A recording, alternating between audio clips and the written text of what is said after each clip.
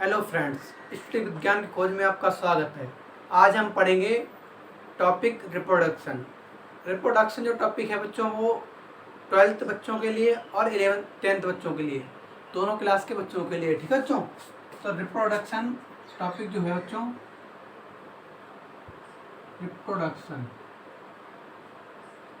इसे बच्चों इंग्लिश में, हिंदी में बोलते हैं जनन और इंग्लिश में बोलते हैं रिप्रोडक्शन। ठीक है, तो ये जो बच्चों टॉपिक है ये 10th एंड 12th दोनों क्लास के बच्चों के लिए है। ठीक है, इसे समझने के लिए तुम्हें ध्यान केंद्रित करना होगा हमारी तरफ। ठीक है, समझो बच्चों, ये जो जनन है, जनन जिसे बोलते हैं बच्चों, जनन इंग्लिश में बोलते हैं रिप्रोडक्शन। ठीक है बच्चों, यहाँ ये रिप्रोडक्शन जो शब्द लिखा है, इस री का मतलब बच्चों होता है पुनः। ठीक है, री का मतलब होता है पुनः और प्रोडक्शन का मतलब होता है उत्पन्न करना, उत्पन्न करना। ठीक है बच्चों, इसका मतलब होता है पुनः उत्पन्न करना। क्या करना? पुनः उत्पन्न करना। इसका मतलब क्या है? जनन, अगर रिप्रोडक्शन या जनन की तुम्हें परिभाषा देनी है तो वो बच्चों तुम बताओगे, जनन वह प्रक्रिया है जिसके द्वारा एक जीव अपने जैसे अन्य जीवों को जन्म देता है। ठीक है बच्चों, जनन क्या है? जनन वह प्रक्रिया जिसके द्वारा एक जीव अपने जैसे अन्य जीवों को क्या होता है? अन्य जीवों को जन्म देता है। ठीक है, ये बात तुम्हें ध्यान रखनी है। जनन जो है बच्चों, जनन वो दो प्रकार से होता है। एक होता है लैंगिक जनन, लैंगिक जनन, एक होता है अलैंगिक जनन, अलैंगिक जनन। बच्चों, लैंगिक जनन और अलैंगिक जनन। लैंगिक जनन क्या होता है? अलैंगिक जनन क्या होता है? अलैंगिक जनन बच्चों क्या होता है? अलैंगिक जनन केवल एक जीव की आवश्यकता होती है, केवल एक जीव की। ठीक है, केवल एक जीव की। और लैंगिक जनन में क्या है? दो जीवों की आवश्यकता होती है, दो जीवों की। बच्चों, लैंगिक कितने जनन को जीवों की आवश्यकता होती है? दो जीवों की। तो पहले तुम्हें जनन की परिभाषा लिखनी है, उसके बाद हम बताएं तुम्हें लैंगिक और अलैंगिक जनन क्या है। ठीक है बच्चों, तो आ जाओ अपने टॉपिक पे और हेडिंग डालो जनन, रिप्रोडक्शन। बच्चों, हेडिंग लगाओ जनन, इंग्लिश में लिखना रिप्रोडक्शन, रिप्रोडक्शन। ठीक है, तो जनन क्या है? तो जनन वह प्रक्रिया है जिसके द्वारा एक जीव अपने जैसे अन्य जीवों को जन्म देता है। ठीक है, तो लिखना है तुम्हें, यही लिखना है, जनन वह प्रक्रिया है जिसके द्वारा एक जीव अपने जैसे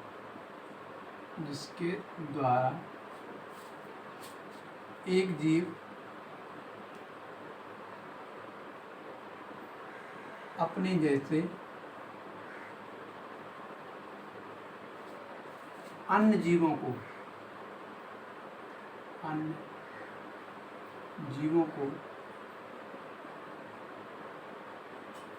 जन्म देता है, अन्य जीवों को जन्म देता है। बच्चों, यानी क्या? जनन वह प्रक्रिया जिसके द्वारा एक जीव अपने जैसे अन्य जीवों को जन्म देता है। अब बच्चों कुछ समझ लो तुम इसके बारे में। जनन जो है, जनन होता है दो प्रकार से, ये तो हमने तुम्हें बता दिया। तो जनन जो सबसे अच्छी जो विधि है जनन में, जिसके द्वारा जीवन निरंतर पृथ्वी पर बना हुआ है, वो विधि क्या है? वो है लैंगिक जनन। क्या है? लैंगिक जनन, लैंगिक जनन, जिसे हम बोलते हैं सेक्सुअल रिप्रोडक्शन, सेक्सुअल रिप्रोडक्शन।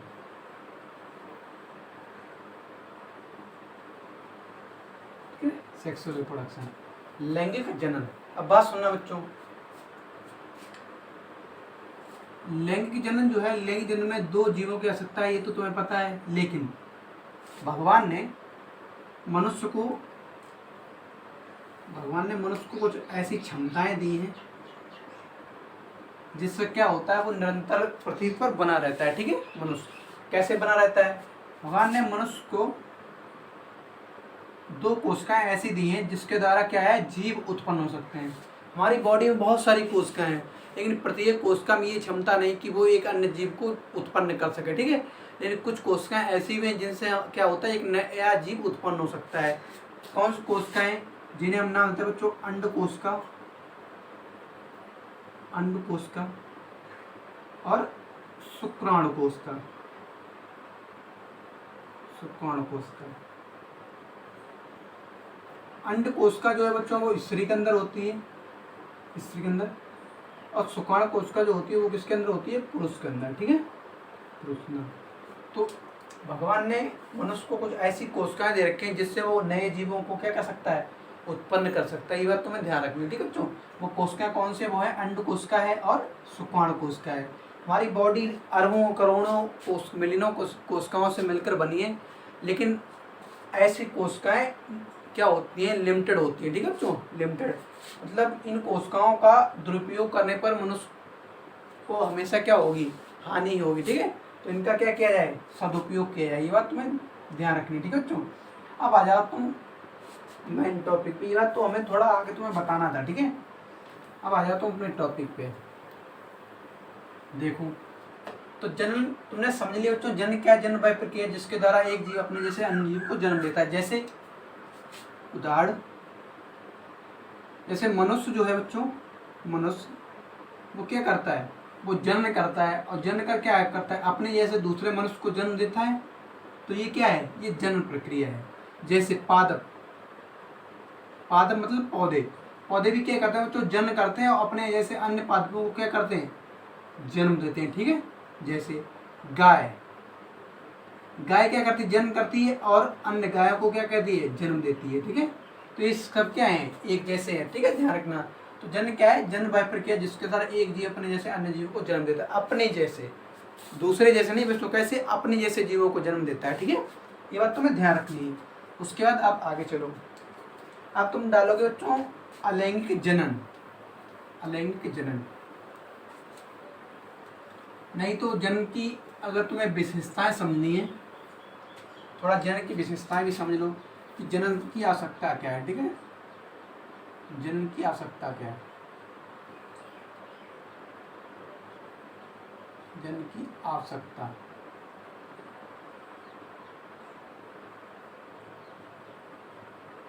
आवश्यकता क्या है, ठीक है। तो जन्म की आवश्यकता क्या है बच्चों, पहला पॉइंट कि जीवों की क्या हो, जाति में वृद्धि हो, क्या हो, जाति वृद्धि हो। पहली बात, जन्म कोई भी जीव क्या इसलिए करता है कि उसकी जाति की क्या हो, वृद्धि हो। दूसरा पॉइंट, उसका वंश क्या है, वंश बना रहे, वंश में वृद्धि हो, क्या हो, वंश में वृद्धि हो, ठीक है। तीसरा पॉइंट, पृथ्वी पर जीवन की निरंतरता बनी रहे, क्या बनी रहे, जीवन की निरंतरता बनी रहे, निरंतरता, ठीक है। इसलिए क्या करते हैं, निरंतरता बनी रहे, ठीक है बच्चों, इसलिए क्या करते हैं, जन्म करते हैं, ठीक है। ये बात तुम्हें ध्यान रखनी कि जीवों जन्म की आवश्यकता क्या है, तो जाति वृद्धि करने के लिए जीव जन्म करते हैं, वंश की वृद्धि बनी रहे, ठीक है, पृथ्वी पर जीवन की निरंतरता बनी रहे, इसलिए क्या करते हैं, जीव जन्म करते हैं, ठीक है। उसके बाद अब आगे चलो, अब तुम्हें आगे बच्चों समझना है अलैंगिक जनन। क्या समझना है, अलैंगिक जनन। तो हेडिंग लगाओ अलैंगिक जनन।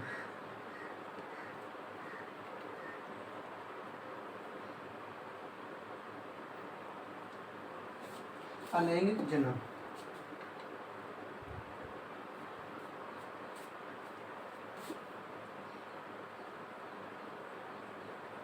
अलैंगिक जनन, इसे बोलते हैं बच्चों इंग्लिश में asexual reproduction, asexual reproduction, asexual reproduction, ठीक है। अलैंगिक जनन, अलैंगिक जनन क्या है, अलैंगिक जनन बच्चों जन्म की वह प्रक्रिया है जिसमें क्या होता है, केवल एक जीव की आवश्यकता होती है, एक जीव से क्या होता है, अन्य जीवों की उत्पत्ति होती है, ठीक है, यानी अन्य जीवों का जन्म होता है। तो लैंगिक जनन क्या है, लैंगिक जनन की वह प्रक्रिया जिसमें केवल एक जनक की आवश्यकता होती है और एक जनक से अन्य जीवों की क्या होती है, उत्पत्ति होती है, नहीं अन्य जीवों का जन्म होता है, ठीक है।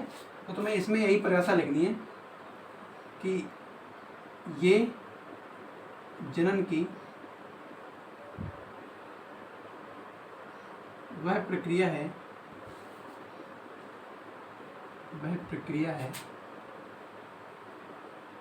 जिसमें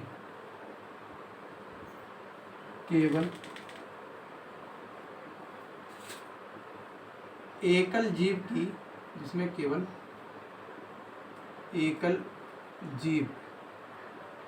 की आवश्यकता होती है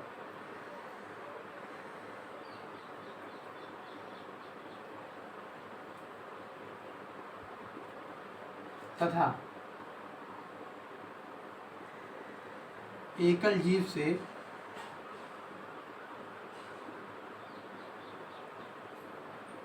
अन्य जीवों की उत्पत्ति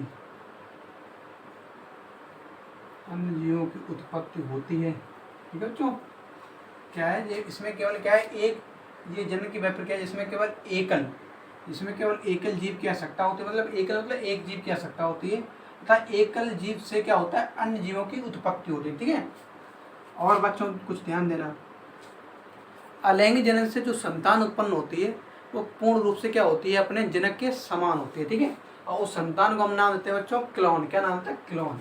ठीक है, तुम्हें यहाँ लिखना है अलैंगिक जनन से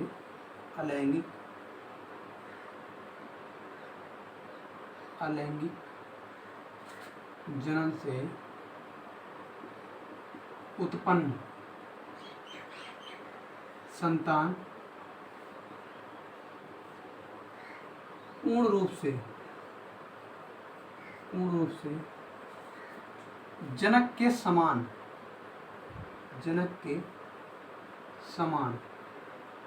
होती है, पूर्ण रूप से जनक के समान होती है तथा इस संतान को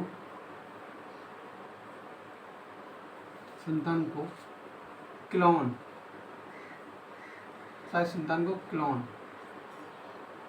कहते हैं। ठीक है, तो इस संतान को क्या कहते हैं, क्लोन कहते हैं। ठीक है, तो जनन वह प्रक्रिया जिसमें क्या है, केवल एकल जीव की आवश्यकता होती है, एकल जीव से अन्य जीवों को उत्पत्ति होती है। ठीक है, और अलैंगिक जनन से उत्पन्न संतान पूर्ण रूप से क्या होती है, जनक के समान होती है, मतलब अपने माता पिता यानी दंपत्ति के समान होती है। ठीक है, और जो संतान उत्पन्न होती है उसे हम नाम क्या देते हैं बच्चों, क्लोन का बच्चों मतलब होता है पूर्वज। ठीक है, जिनसे उत्पन्न होती है पूर्ण रूप से उसकी क्या होती है, समान होती है। ये बात तुम्हें ध्यान रखनी। ठीक है, उसके बाद अब हम जाएं अलैंगिक जनन में अंदर। अलैंगिक जनन भी बहुत प्रकार से होता है। ठीक है दोस्तों, तो इसे हम मिटा दें, नोट करो इसे, फिर उससे मिटाएं। हम कर लिए नोट, मिटा दें।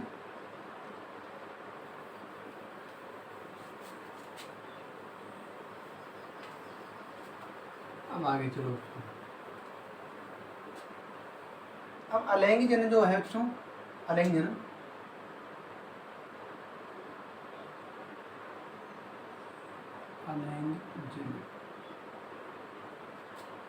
इसे हम बच्चों 2-3 भागों में विभाजित करते हैं। ठीक है, किसमें विभाजित करते हैं, बात ध्यान देना। अलैंगिक जनन बच्चों 2-3 प्रकार से होता है। एक होता है विखंडन द्वारा। ठीक है, एक होता है मुकुलन द्वारा। ठीक है, एक होता है कायिक जनन।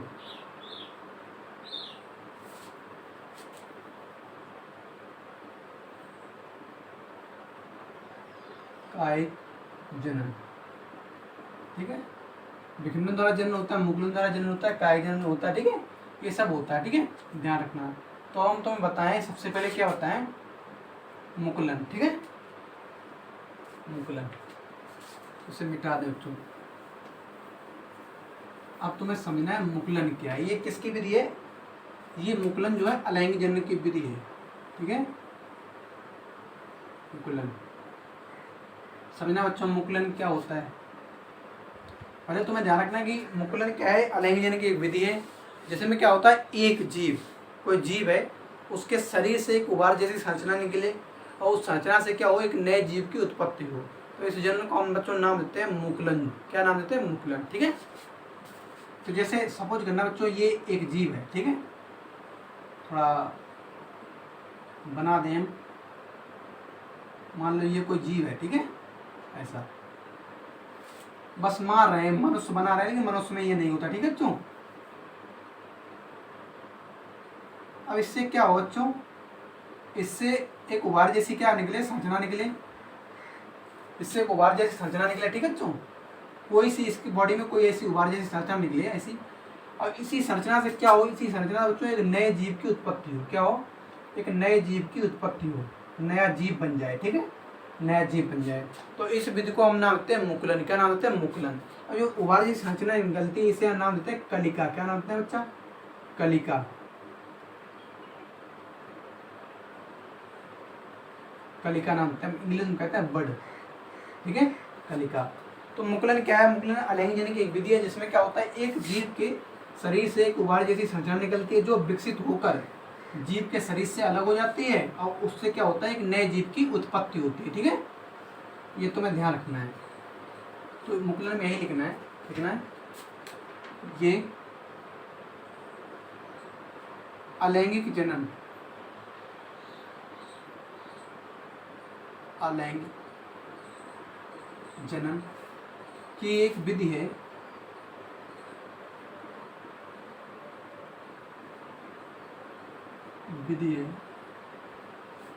जिसमें किसी जीव के शरीर से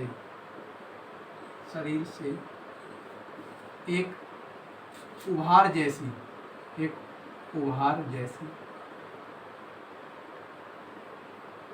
संरचना निकलती है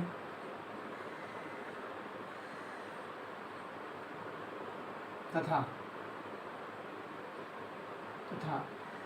ये विकसित होकर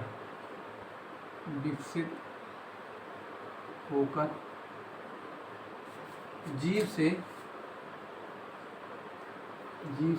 अलग हो जाती है,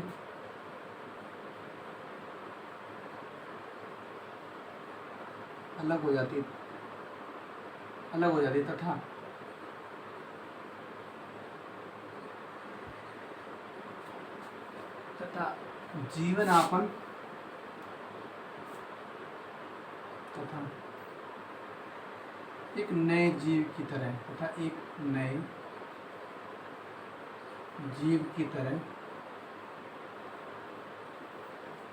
जीवन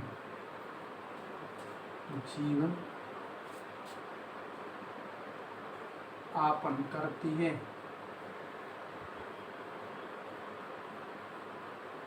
ठीक है बच्चों, क्या होता है, अलैंगिक जनन की वह विधि जिसके द्वारा एक जीव के शरीर से क्या निकले, एक उभार जैसी संरचना निकली, उससे एक नए जीव की उत्पत्ति हो, तो उसे नाम होता है मुकुलन है। क्या है, मुकुलन है, ठीक है। जैसे ये मार्कर है बच्चों, मार्कर, इससे एक संरचना निकले और उस वही संरचना विकसित होकर क्या हो, इससे अलग हो जाए, वही एक नया मार्कर बन जाए, तो इसे नाम देंगे मुकुलन हो रहा है। क्या हो रहा है, मुकुलन। अच्छा, मुकुलन होता किसमें है, तो मुकुलन होता है बच्चों किसमें, हाइड्रा में। किसमें होता है, हाइड्रा में, ठीक है। हाइड्रा एक जीव है जिसमें क्या होता है, मुकुलन होता है। और किसमें होता है, और होता है ईस्ट में। किसमें होता है, ईस्ट में। ये बात तो मैं ध्यान रखना, ठीक है। हाइड्रा मुकुलन होता है और ईस्ट मुकुलन होता है, ठीक है। आगे चले, तो अगर तुम संरचना बनाओ तो संरचना भी बना सकते हो। मिटा दे इसे बच्चों।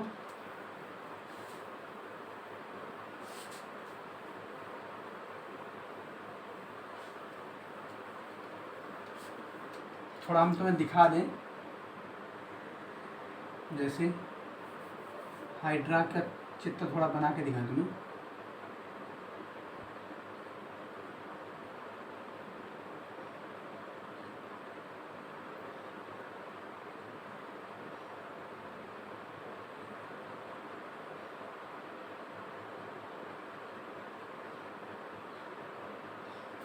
थोड़ा बच्चों 1 मिनट रुको, तुम्हें दिखाएंगे।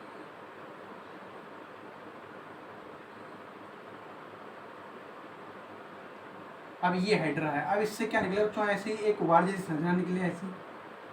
इस संरचना को हम नाम देते हैं बच्चा कलिका। क्या नाम देते हैं, कलिका, ठीक है। अब ये संरचना धीरे धीरे क्या हो, अगली अवस्था में क्या हो, ये अगली अवस्था में और ज़्यादा विकसित हो जाए, अगली अवस्था में ऐसे और ज़्यादा विकसित हो जाए, ठीक है, और ज़्यादा, फिर और ज़्यादा विकसित हो, फिर क्या हो ये, फिर अगली अवस्था में क्या हो, जीव शरीर से अलग हो जाए, और जीव शरीर से अलग होकर क्या करे, एक नया रूप ले ले हाइड्रा का, एक हाइड्रा का क्या ले ले, नया रूप ले ले। अब ये क्या है, ये जो हाइड्रा है ये जनक है, क्या है, जनक, और ये वाली क्या है, ये संतान है, क्या है, संतान, ठीक है। तो यहाँ से ये विकसित हुई और जीव शरीर से अलग हो गई और एक नई संतान की उत्पत्ति हो गई, तो इसी का नाम देते हैं मुकुलन विधि है, क्या है बच्चों, मुकुलन विधि, ठीक है, ध्यान रखना। अब आगे चलो, देखो ये इतनी खास इंपॉर्टेंट नहीं है लेकिन फिर भी जान लो, है ना। अब देखो बच्चों, विखंडन विधि, विखंडन विधि, विखंडन विधि क्या होती है, ये भी क्या है, एक अलग यानी की विधि है, जिसमें क्या होता है, एक जीव शरीर का केंद्रक विभाजित होता है, ठीक है, केंद्रक जब विभाजित होता है तो प्रत्येक केंद्र के प्रत्येक भाग से एक नए जीव की उत्पत्ति होती है, इसे नाम देते हैं विखंडन, ठीक है, अलग यानी कि विखंडन विधि है। ऐसा होता किसमें है, ये देख लो तुम बच्चों,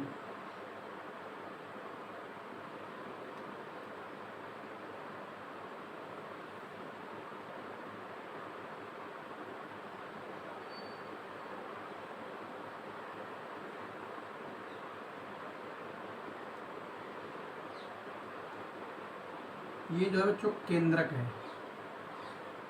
केंद्रक, ये क्या भरा है, ये कोशिका द्रव भरा है, कोशिका द्रव, ठीक है। ये हमने जो चित्र बनाया है बच्चों, ये अमीबा का चित्र है, किसका, अमीबा का, ठीक है। अमीबा बच्चों पूछा जाता है कि अमीबा, कभी कभी बच्चों ऐसा होता है, पूछता है एग्जामिनर कि अमीबा किसके द्वारा चलता है, तो अमीबा चलता है कूट पद द्वारा, किसके द्वारा, कूट पद द्वारा चलता है, ठीक है, ध्यान रखना। और अमीबा क्या है, भोजन ग्रहण करता है तो खाद्य दानी द्वारा करता है, किसके द्वारा, खाद्य दानी द्वारा, तुम्हें ध्यान रखनी है, ठीक है। क्या होगा क्या बच्चों, जब अगली अवस्था अगर हम बनाए तो अगली अवस्था में क्या होगा, देखो थोड़ा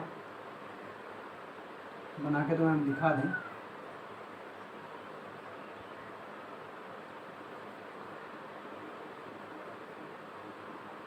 जो केंद्र का ऐसा दो भागों में विभाजित हो जाए, ठीक बच्चों, ये क्या हो गया, केंद्रक का विभाजन हो गया, केंद्रक विभाजन, ठीक है, केंद्रक का क्या हो गया, विभाजन हो गया। ये भरा है कोशिका द्रव, पता है तुम्हें। अब प्रत्येक केंद्रक के चारों तरफ क्या होगा, ये जो कोशिका द्रव जो भरा है, कोशिका द्रव, ये इसके चारों तरफ जाकर एकत्रित हो जाएगा अगली अवस्था में, ठीक है बच्चों। अगली अवस्था में बनाएं थोड़ा, ये एक भाग है केंद्रक का, ठीक है, एक केंद्रक का भाग ये है, ये एक केंद्रक का भाग, एक केंद्रक का भाग ये है, ठीक है बच्चों। अब कोशिका द्रव क्या आएगा, इसके चारों तरफ एकत्रित हो जाएगा ऐसा, और इसके चारों तरफ क्या हो जाएगा, एकत्रित हो जाएगा ये। फिर क्या होगी, ये कोशिका झिल्ली फटेगी, ये कोशिका झिल्ली फटेगी, और ये दोनों क्या होंगे, दोनों कोशिकाएं क्या होंगी, दोनों कोशिकाएं बाहर निकल जाएंगी,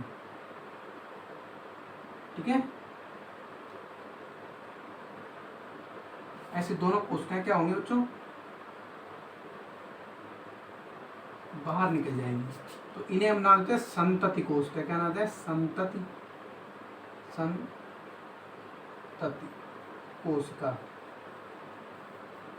मतलब ये संतान है, ठीक है। ये क्या था, ये जनक था, जनक, तो ये किसमें होता है, ये अमीबा में होता है, ठीक है, जो अमीबा में। तो जनन की वैविध्य, जिसमें क्या होता है, किसी जीव का केंद्रक दो या दो से अधिक भागों में विभाजित होता है, और प्रत्येक भाग से क्या होता है, एक नए जीव की उत्पत्ति होता है, तो उसे नाम देखें कि ये क्या है, विखंडन विधि है। जब जीव का केंद्रक दो भागों में विभाजित हो बच्चों, तो उसे हम द्विविखंडन विधि कहते हैं। जब अनेक भागों में विभाजित हो, प्रत्येक भाग से एक नया जीव बने, तो उसे बहुविखंडन विधि कहते हैं, ठीक है, ये बात ध्यान रखना। मिटा दें इसे, अब इसे तुम लिख लेना।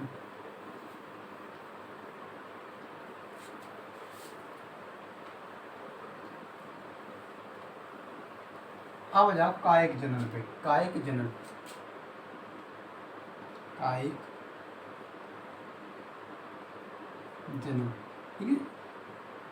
कायिक जनन क्या है, कायिक जनन भी बच्चों एक अलैंगिक जनन की विधि है, जिसमें क्या होता है, जिसमें किसी जीव के शरीर को किसी भी भाग से काट कर और एक नए जीव की क्या हो जाए, उत्पत्ति हो जाए, तो उसे हम नाम देते हैं कायिक जनन। जैसे ये मार्कर है बच्चों, इस मार्कर को हम यहाँ से काटें और इतने कटे हुए भाग से क्या हो, एक नए जीव की उत्पत्ति हो जाए, तो उसे हम क्या नाम दें, उसे हम नाम देंगे ये क्या है, कायिक जनन है। जैसे जैसे बीच से काटे तो 2 जीव बन जाए, फिर हमने यहाँ से काटे तो और जीव बन जाए ना, तो ऐसे जब होता है तो उसे नाम होता है कायिक जनन। ठीक है, कायिक जनन। तो जनन की वह विधि जिसमें क्या होता है, किसी जीव को किसी भाग से काट कर एक नए जीव की उत्पत्ति को नाम होता है कायिक जनन। ठीक है बच्चों, कायिक जनन होता किसमें किसमें बच्चों, ये तुम्हें ध्यान रखना है। तो जो गन्ना खेती करते हैं हम लोग, गन्ना की खेती, उसमें क्या करते हैं, गन्ने को टुकड़ों में काट काट के लगाते हैं, तो क्या होता है, कायिक जनन होता है। ठीक है, उसके बाद गुलाब की खेती करते हैं, गुलाब को हम क्या करते हैं, टुकड़ों टुकड़ों से काट कर लगाते हैं, तो उसे नाम देते हैं कायिक जनन की विधि है। ठीक है बच्चों, उसके बाद उसके बाद है आलू हम करते हैं बच्चों, आलू। तो आलू को भी हम 2-4 भागों में, एक आलू को 4 भागों में काट के लगाते हैं, और प्रत्येक भाग से क्या होता है, एक नया पौधा बन जाता है, तो उसी को हम नाम देते हैं क्या है, ये कायिक जनन की विधि है। और कायिक जनन से क्या होता है बच्चों, कायिक जनन से जो उत्पादन है बहुत ज़्यादा अधिक होता है और कम समय में होता है। ठीक है, तो कायिक जनन बच्चों 2 प्रकार से होता है, 2 प्रकार से। एक होता है कृत्रिम कायिक जनन, कृत्रिम कायिक जनन, एक होता है प्राकृतिक कायिक जनन, प्राकृतिक कायिक जनन। ठीक है, कृत्रिम कायिक जनन क्या होता है, और प्राकृतिक कायिक जनन होता है। जब कायिक जनन जो है मानव द्वारा किया जाता है बच्चों, तो उसे नाम होता है कृत्रिम कायिक जनन। जैसे हम गन्ने आलू को काट के लगाते हैं, तो इसे कृत्रिम कायिक जनन कहते हैं। ठीक है, जब कायिक जनन प्रकृति द्वारा किया जाता है, तो उसे हम प्राकृतिक कायिक जनन कहते हैं, नेचुरल रिप्रोडक्शन कहते हैं। ठीक है, इसे हम बोलते हैं आर्टिफिशियल रिप्रोडक्शन। तो प्राकृतिक कायिक जनन किसमें होता है, जैसे बच्चों हम तो बताएं, जो हमारा केले का पौधा होता है, उसमें क्या होता है, प्राकृतिक कायिक जनन होता है। उसकी जड़ों में क्या होता है, विभाजन होता है, और प्रत्येक जड़ के विभाजन से क्या होता है, नया पौधा उत्पन्न होता है, उसे हम नाम देते हैं नेचुरल रिप्रोडक्शन। ठीक है, जबकि जो मानव द्वारा किया जाता है उसे नाम देते हैं आर्टिफिशियल रिप्रोडक्शन। ठीक है, और जब मानव द्वारा नहीं होता है, यानी प्रकृति द्वारा होता है, तो उसे नाम होता है नेचुरल रिप्रोडक्शन।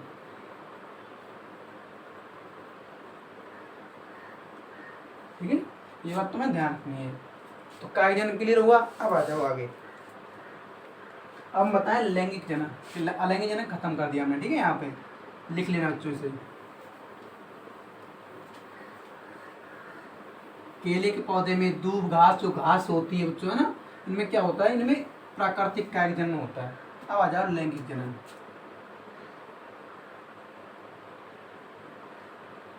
लैंगिक जनन इसे बोलते हैं सेक्सुअल रिप्रोडक्शन। ठीक है बच्चों, सेक्सुअल रिप्रोडक्शन। लैंगिक जनन क्या है, तो लैंगिक जनन बच्चों क्या है, लैंगिक जनन में 2 जनकों की आवश्यकता होती है। कितने जनकों की, 2 की।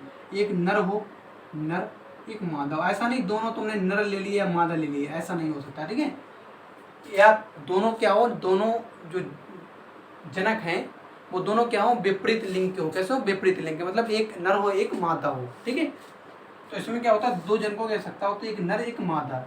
और इनके मिलने से क्या होता है, इनके मिलने से संतान की उत्पत्ति होती है, संतान की उत्पत्ति होती है। और इसी प्रक्रिया को हम नाम देते हैं लैंगिक जनन। ठीक है, लैंगिक जनन। तो क्या है, लैंगिक जनन में क्या होता है, 2 जनकों की आवश्यकता होती है, वो भी विपरीत, यानी एक स्त्री एक पुरुष। ठीक है, नर या मादा 2 की आवश्यकता होती है, और इनके मिलने से क्या होता है, एक संतान की उत्पत्ति होती है, इसी को हम नाम देते हैं लैंगिक जनन। ठीक है, तो लिखे परिभाषा, तो इसकी परिभाषा लिख लो। तो इसमें लिखना जनन की वह विधि, जनन की वह विधि जिसमें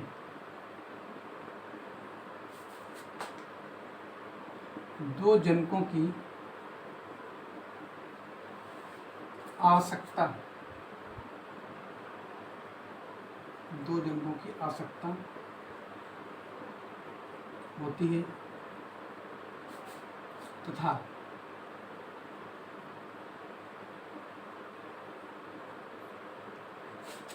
तथा तथा उनसे तथा उनसे उत्पन्न होने संतान तथा उनके शारीरिक संबंधी लिखना चाहिए, यानी कि वैविध्य जिसमें क्या दो जनों की आवश्यकता होती है तथा उनके शारीरिक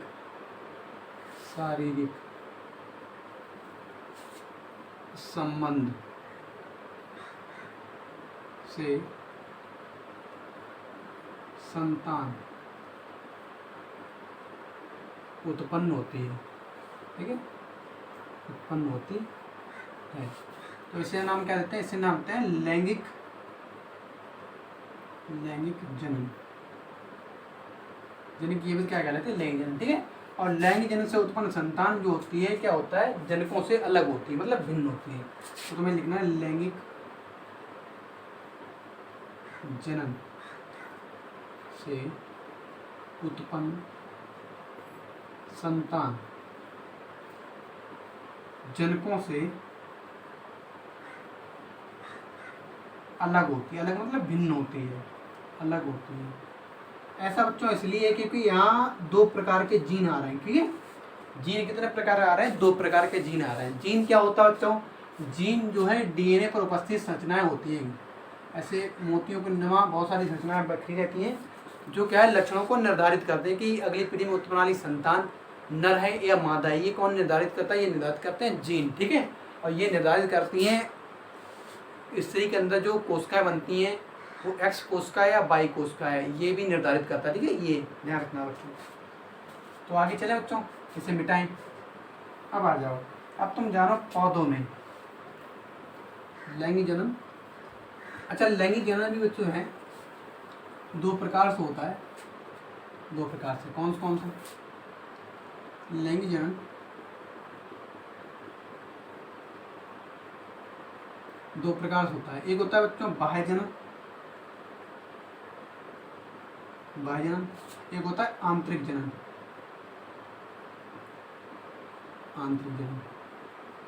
ठीक है, जब जनन क्या होता है? जब जनन बच्चों, जब जनन जीव शरीर से क्या हो? बाहर हो। क्या हो? बाहर हो। तो उस विधि को हम नामते हैं कि क्या है? लैंगिक जनन की क्या है? बाह्य जनन विधि है। क्या है? बाह्य जनन विधि। बाह्य जनन होता है किसमें? बाह्य जनन मेढक जो है, मेढक बच्चों, मेढक में क्या होता है? बाह्य जनन होता है। क्या होता है? बाह्य जनन। इसमें क्या होता है? जो मादा होती है, मादा वो क्या करती है? अपने अंडों को जल की सतह पर त्याग देती है। फिर उसके बाद जो नर होता है वो नर अपने शुक्राणु को या वीर्य को उस अंडों पे जाके, उन कोशिकाओं पे जाके डाल देता है। जब डाल देता है तो इन दोनों कोशिकाओं के मिलने से, यानी इन दोनों युग्मकों के मिलने से क्या होता है? युग्मकों के मिलने से नया जीव उत्पन्न होता है। तो इसे हम जनन की क्या बोलते हैं? बाह्य विधि कहते हैं। क्या कहते हैं? बाह्य विधि।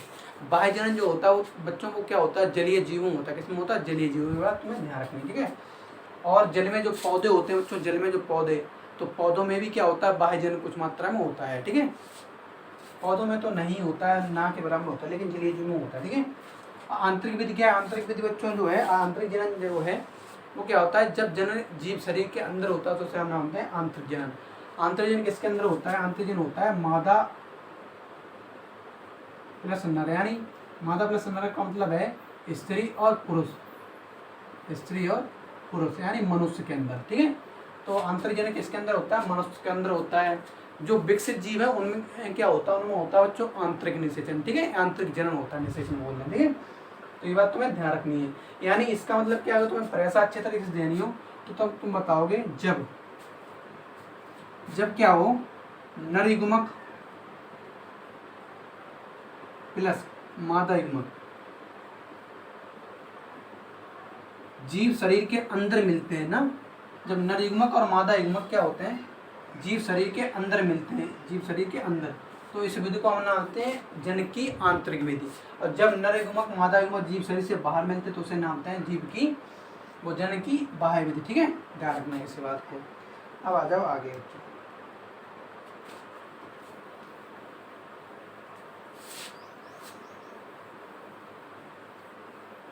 युग्मक बच्चों बोलते हैं, एक शुक्राणु कोशिका को युग्मक बोलते हैं और अंडाणु कोशिका को युग्मक बोलते हैं, ठीक है, ध्यान रखना ये बात। अब चलो आगे बच्चों, अब हम बताएं तुम्हें पौधे के बारे में कुछ। पौधे के बारे में थोड़ा ध्यान देना बच्चों, इधर हम बना लें, पुष्प बना लें।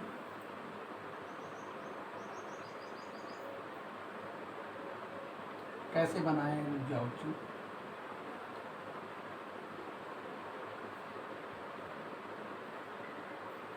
हम भी तो यार बने भी नहीं है।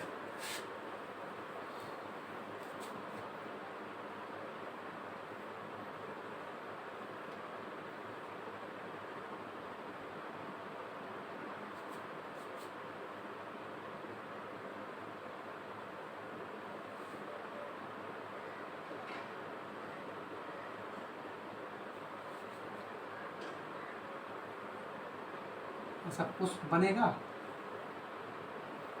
ऐसा पुष्प देखा है बच्चों की नहीं? इससे हम छोटी संरचना है और निकाल दें, ठीक है।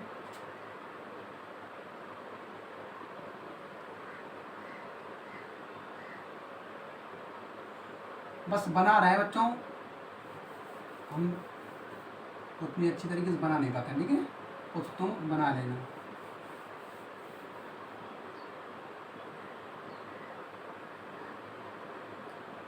अब बना ही नहीं है ना, बना ही नहीं,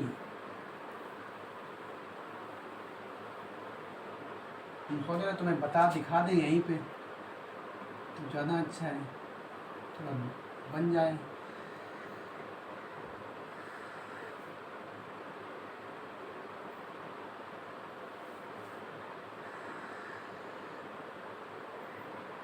मान लो ये पुष्प है, ठीक है, ये हमने मान लिया बच्चों पुष्प है, पुष्प, ठीक है। और इससे हम थोड़ा और निकालें कुछ, तो ये पत्ता मिटा दें, यहाँ पर बना दें, पत्ता मिटा दें और यहाँ बना दें।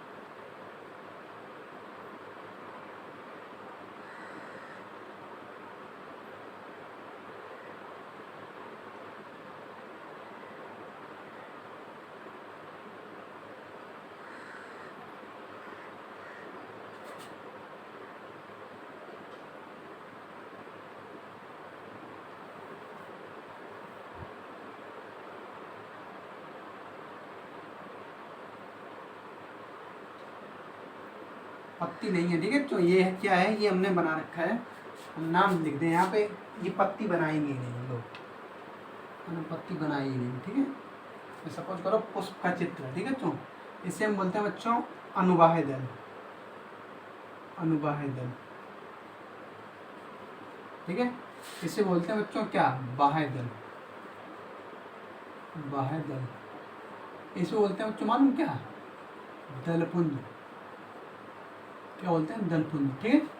उसके बाद इन्हें बोलते हैं बच्चों पराग कोश, क्या नाम देते हैं, पराग कोश।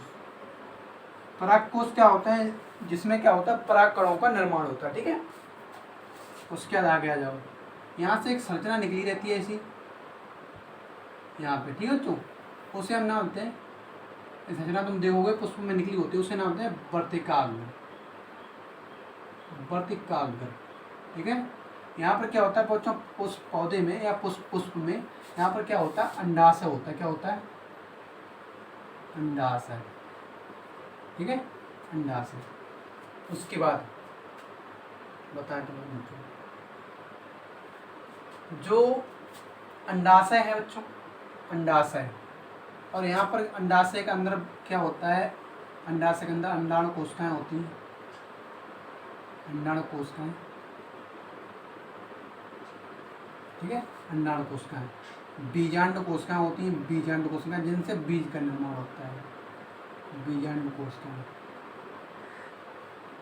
ठीक है, बीजांड कोशिकाएं होती हैं। वो हम बताएंगे तुम्हें कौन कौन सी कोशिका होती हैं, उन्हें बोलते हैं प्रतिमुखी कोशिका, ठीक है, वो बताएंगे तुम्हें आगे। तो बच्चों जो वर्तिकाग्र है, अंडाशय है, बीजांड है, ये जो जो पुष्प में भाग होते हैं, तो इन सभी को मिलाकर हम नाम देते हैं बच्चों स्त्री केसर। क्या नाम होते हैं? स्त्री केसर, या इसे हम बोलते हैं जायांग। क्या बोलते हैं? जायांग। जायांग का मतलब होता है ये स्त्री के जननांग होते हैं। क्या होते हैं? स्त्री के जननांग होते हैं। वर्तिकाग्र, अंडाण कोशिका, अंडाशय, बीजांड, ये सब क्या होते हैं? ये पुष्प में जायांग होते हैं, जिन्हें हम स्त्री केसर यानी स्त्री के अंग बताते हैं, ठीक है।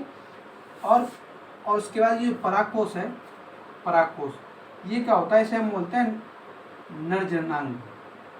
नरजनांग, या इसे बोलते हैं पुंकेसर। क्या नाम होते हैं? पुंकेसर। पुंकेसर के कितने भाग होते हैं? परागकोश होता है, ये परागकोश, ठीक है। और परागकण होते हैं। क्या होते हैं? परागकण जब टूटता है बच्चों, तो ये क्या ढेलता है? ये ढेलता है नर युग्मक। क्या ढेलता है? नर युग्मक ढेलता है, ठीक है। तो तुम आ जाओ पुष्प के बारे में जान लो थोड़ा। तो बाह्यदल क्या होता है? देखो ये क्या है, बाह्यदल जो है पुष्प का क्या होता है? प्रथम चक्र होता है। क्या होता है? प्रथम चक्र होता है। और ये क्या होता है? पुष्प तुम देखोगे तो पुष्प में नीचे तुम्हें जो दलपुंज है उसके नीचे हरी हरी पत्तियां दिखाई देंगी, उन्हीं को नाम देते हैं बाह्यदल, ठीक है बच्चों। तो ये क्या करता है? ये पुष्प की कलिका अवस्था में रक्षा करता है। क्या करता है? पुष्प की कलिका अवस्था में अंडाशय की रक्षा करता है, कलिका अवस्था में, ठीक है, ध्यान रखना। तो ये तुम्हें अगर परिभाषा लिखनी है इसकी बाह्यदल की, तुम लिखोगे ये पुष्प का प्रथम चक्र है, जो क्या है? पुष्प की कलिका अवस्था में अंडाशय की रक्षा करता है, ठीक है। फिर उसके बाद जानो दलपुंज। दलपुंज क्या होता है बच्चों? दलपुंज क्या है? ये पुष्प का द्वितीय चक्र है। क्या? पुष्प का द्वितीय चक्र है। दलपुंज करता क्या है? ये परागकण के लिए कीटों को अपनी ओर आकर्षित करता है। क्या करता है? परागण के लिए कीटों को अपनी ओर आकर्षित करता है, परागण के लिए, ठीक है। ये बात तुम्हें ध्यान रखनी है। उसके बाद आगे बच्चों अंडाशय क्या? अंडाशय क्या है? अंडाशय या जायांग। जायांग क्या है? जायांग पुष्प का तृतीय चक्र है, जिसमें क्या होता है? अंडाणु कोशिकाएं बनती हैं। अंडाशय जो है, अंडाशय नीचे होता है, ठीक है। अगर इसी को विभाजित करें उसे जायांग को, तो ये वर्तिकाग्र में विभाजित होगा, वर्तिका में। यहाँ से एक ऐसी लाइन होती है, लाइन, उसे हम नाम देते हैं वर्तिका, ठीक है। यहाँ से पतली लाइन होती है, उसी को नाम देते हैं वर्तिका, ठीक है। ऊपर होता है वर्तिकाग्र। तो बच्चों अंडाशय को अगर हम तुम्हारे जाएंगे को अगर विभाजित कर, तो ये वर्तिकाग्र और किसमें? वर्तिका में विभाजित करेंगे, ठीक है। यह ध्यान रखना। वर्तिकाग्र क्या होता है? ये जब परागण होता है तब इस पर क्या आते हैं? परागकण आकर गिरते हैं, परागकण। और परागकण यहाँ एक तरल द्रव होता है, उसे सोखकर यहाँ फूल जाते हैं, मतलब फूल जाते हैं और एक पराग नलिका का निर्माण करते हैं। ये जो हमने दिखाया ये क्या है? पराग नलिका है, पराग नलिका। इसकी खोज की थी जीवी अमेसी व्यक्ति हैं, उन्होंने इसकी खोज की थी, ठीक है बच्चों। तो वर्तिका होता है, इस तरीके से का भाग वर्तिकाग्र होता है, पराग नली होता है, और पराग नली द्वारा नर युग्मक आते हैं अंडासन, ठीक है। और अंडाशय, अंडाशय में बीजांड कोशिका, अंड कोशिका, प्रतिमुखी कोशिकाएं होती हैं, ठीक है। ये बात तुम्हें देना। तो ये जो वर्तिकाग्र है, ये तृतीय चक्र है पुष्प का, जो क्या करता है? परागण में भूमिका निभाता है। उसके बाद क्या है? अंडाशय। अंडाशय वर्तिकाग्र का नीचे वाला भाग होता है, जो फूला हुआ होता है। इससे क्या होता है? फल का निर्माण होता है बच्चों, ठीक है। ये क्या होता है? पुष्प का चतुर्थ चक्र होता है, ठीक है। ये बात ध्यान रखना। तो इतनी बात तुम्हें जाननी थी, हमने बता दी। आगे तुम्हें जब विस्तार से पढ़ाएंगे तब इन्हें लिखाते चलेंगे, ठीक है। इसे मिटा दें।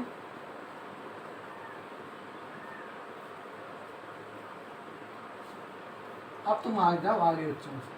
पुष्प भी बच्चों क्या होते हैं? दो प्रकार के होते हैं।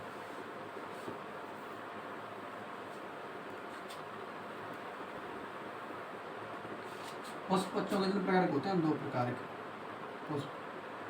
पुष्प एक लिंगी पुष्प होते हैं, एक लिंगी, ठीक है। और द्विलिंगी पुष्प होते हैं, द्विलिंगी। एक लिंगी पुष्प क्या होता है ये तुम्हें समझना है पहले। एक लिंगी पुष्प, तो एक लिंगी पुष्प में या तो बच्चों क्या होगा? नर जननांग होगा, नर जननांग, या मादा जननांग होगा, मादा जननांग, ठीक है। तो ऐसे पुष्पों को हम नाम देते हैं क्या है? ये एक लिंगी पुष्प है, ठीक है। और जब किसी पुष्प में नर और मादा, नर प्लस मादा जननांग दोनों उपस्थित होते हैं, तो उसे नाम आता है द्विलिंगी पुष्प या उभयलिंगी पुष्प। क्या नाम था बच्चों? उभयलिंगी पुष्प। जब किसी पुष्प में नर और मादा जननांग दोनों उपस्थित होते हैं तो उसे नाम देते हैं उभयलिंगी पुष्प, ठीक है। जब एक ही उपस्थित होता है, या तो नर जनांग उपस्थित हो या मादा जनांग उपस्थित हो, उसे एक लिंगी पुष्प कहते हैं। ये बात तुम्हें ध्यान रखना है। जैसे हम तुम्हें उदाहरण दें बच्चों, उदाहरण दें तो तरबूज जो है, तरबूज तो तुम जानते होगे, ये क्या है, एक लिंगी पुष्प से उत्पन्न हुआ फल है, ठीक है। एक लिंगी पौधे से या पुष्प या पौधे एक लिंगी दो लिंगी होते हैं, ठीक है। जो पौधा एक लिंगी है उसमें एक लिंगी पुष्प आएगा, ठीक है। जो द्विलिंगी है उसमें द्विलिंगी पुष्प या बहुलिंगी पुष्प आएगा, ठीक है। तो तरबूज जो है और ककड़ी एकड़ी जो होती है, खीरा होता है तुम्हारा शायद, ये सब क्या होता है बच्चों, सब एक लिंगी पुष्प होते हैं। क्या होते हैं, एक लिंगी पुष्प से उत्पन्न फल होते हैं, ठीक है। जबकि तुम्हारी सरसों,